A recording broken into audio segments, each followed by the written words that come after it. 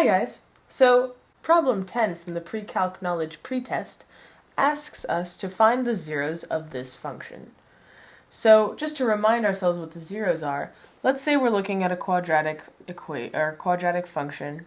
In graph form, it looks something like this. Just any old quadratic formula. And any old quadratic function, rather.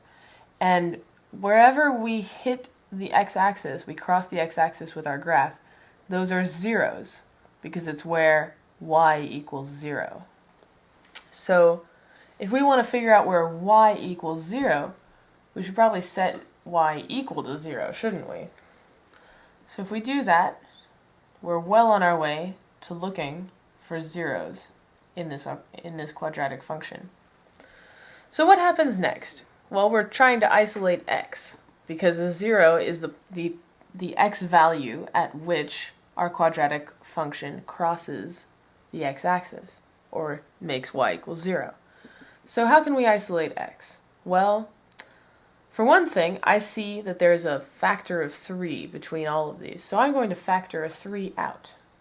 3 times x squared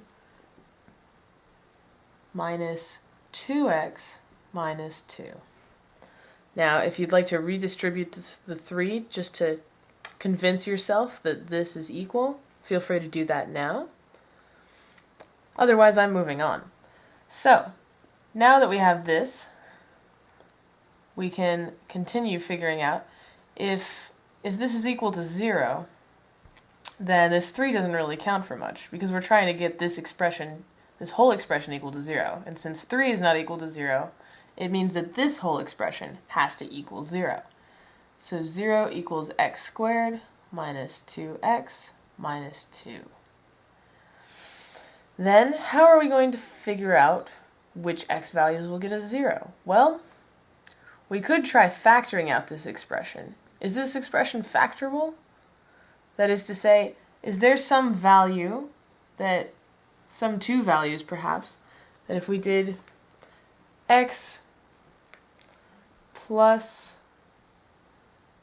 the two of these values, x plus question mark, x plus question mark, if we factored this together, could we get this expression?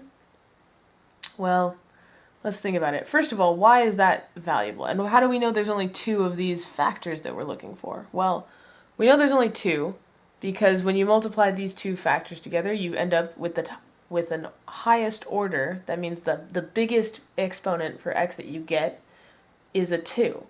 And that's the biggest that we have here. So suppose we did actually have a third factor of x plus some question mark. Well, then our highest order would be 3.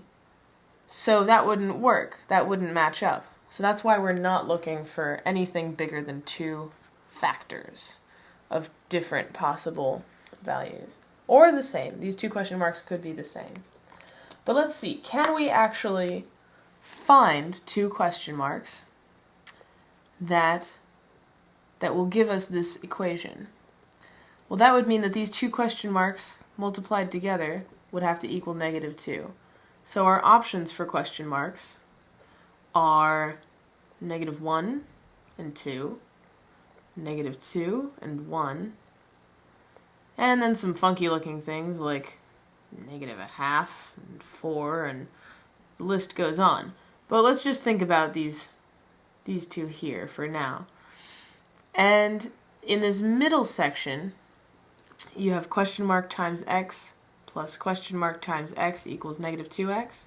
So that means that question mark plus question mark has to equal -2 as well.